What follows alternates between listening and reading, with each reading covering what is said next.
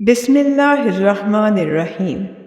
शुरू करती हूँ अल्लाह के नाम से जो बड़ा मेहरबान और नहायत रहम वाला है।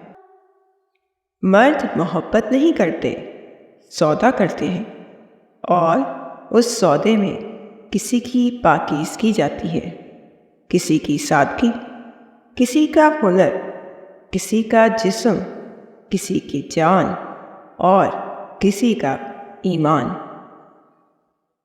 बाज़ मर्दों को इश्क में महज इसलिए सदमे और ज़िल्लतें उठानी पड़ती हैं कि मोहब्बत अंधी होती है।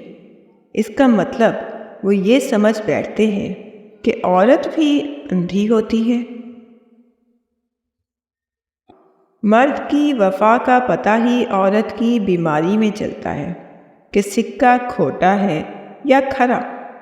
उसी औरत की दिलदारी मर्द की बेरोज़गारी के वक्त पता चलती है कि वो कागज़ी हमसफ़र है या वाकई शरीके हयात है।